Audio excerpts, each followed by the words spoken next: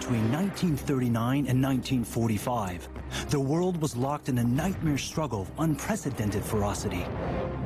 When the smoke finally cleared, stories emerged of an extraordinary array of new weapons dreamed up by both sides' most inventive minds. Weird weapons unlike anything used in warfare before. New ways of bringing destruction to the enemy, born of desperation and wild imagination. And when the world had gone mad, nothing seemed too strange to try. An unsinkable, indestructible aircraft carrier made from solid ice, floating in the middle of the Atlantic. American bats, trained to carry tiny incendiary bombs designed to set fire to entire Japanese cities. Bombs so unbelievably large and powerful, they could bury themselves in the ground and trigger earthquakes.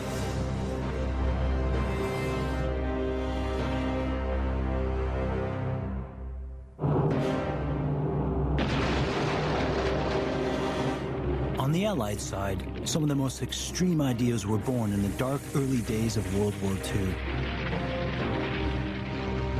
From the beginning, through 1941 and 42, Allied merchant ships carrying vital supplies from the U.S. to Britain were under constant attack.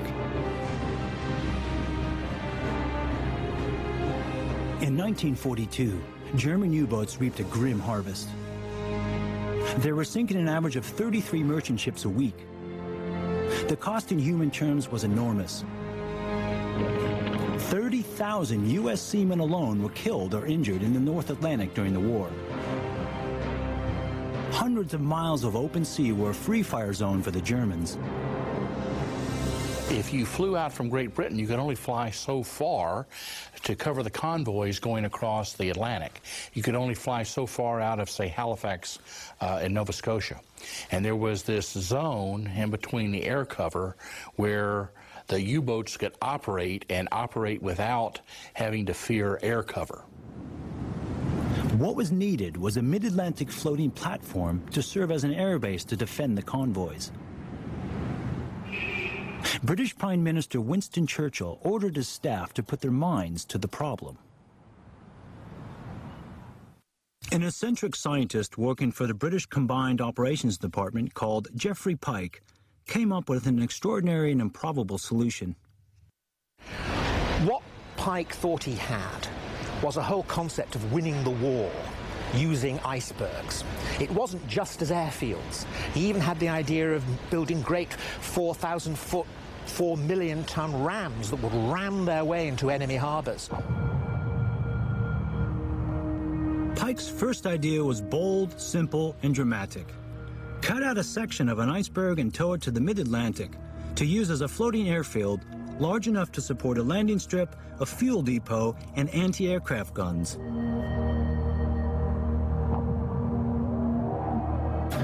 In an increasingly beleaguered Britain, the idea was seized upon with enthusiasm.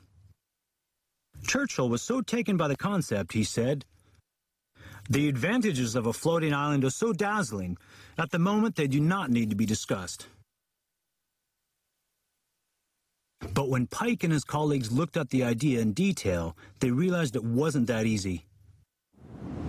The problem, of course, with any iceberg, if you have 10% above, you have 90% below. And the Admiralty had determined you needed a 50-foot freeboard to launch aircraft off of successfully, which means you have nearly 500 feet below.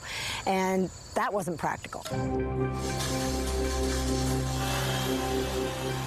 Undaunted, Geoffrey Pike was still convinced that ice was the key to building some kind of floating platform for the mid-Atlantic. Pike saw another huge advantage in using ice as a building block. It floats, and you can't sink it. Just above freezing, water suddenly begins to expand. And that crucial fact, the expansion of water in the last stages of its solidifying, means that ice is less dense than water and therefore always floats. So Pike came up with something even better. Maybe you could use ice with all its qualities to build a ship. He called it a berg ship and produced drawings and plans to show what it could be like. The large cavernous hull would contain aircraft hangars, fuel tanks, stores, living accommodation, ammunition bunkers for aircraft, and a refrigeration plant. It would almost have been a floating town. It would have been big enough to have 150 aircraft on it at any one time. An extraordinary structure. A regular engine would be too hot for an ice ship. Instead, it was to be electrically powered by a 32,000 horsepower generator, driving 20 individual propellers. But above all, the ice hull would be 40 feet thick, rendering the ship unsinkable. A ship of conventional thickness would be, even of ice, would still sink. Or at least it would roll over and list and cause problems. So 40-foot thick walls could not be penetrated by torpedoes, and they would be repairable while still at sea. Churchill figured this could be the solution to his greatest problem, the lethal U-boats. But to build something of this magnitude out of ice, he would need help. Across the Atlantic, Canada had both the climate and resources to build a frozen ice ship. Churchill approached the Canadian Prime Minister, Mackenzie King, and persuaded him to build a prototype 1/10 the size of the intended ice ship. Work began at the beginning of winter, late in 1942 at Patricia Lake in northern Canada. It was the mother of all ice cubes, and it looked like a big boathouse. The Mennonites who worked on it told us that they called it Noah's Ark. Setting up the prototype was to just see if it was feasible. Could you keep a block of ice that large frozen? Would it, in fact, float at the level you wanted it to float at? And it worked. They kept the ice frozen with refrigeration equipment that they installed on board, and it lasted all through the winter and all through the following summer. As they began construction, a serious problem emerged. In its natural state, ice is very tough. As a building material, it's not so good. It breaks. Back to Jeffrey Pike, researching by now New York, always thinking out of the box. He came across a new invention called macro-reinforced ice, and it was stronger than concrete. Basically, it was wood chips, wood shavings mixed in with the ice and then frozen. They could turn it on a lathe, they could hammer it, they could saw it, and it resisted melting. This reinforced ice was developed at the Brooklyn Polytechnic. The inventor, a scientist called Dr. Herman Mark, called it Pikecrete in honor of Jeffrey Pike. Pikecrete turned out to have just the very properties you'd need for a floating airstrip. And because of the wood pulp, it tended not to melt as quickly as native ice would melt. Churchill's mind was made up. An indestructible ship made from Pikecrete was a weapon which could win him the war.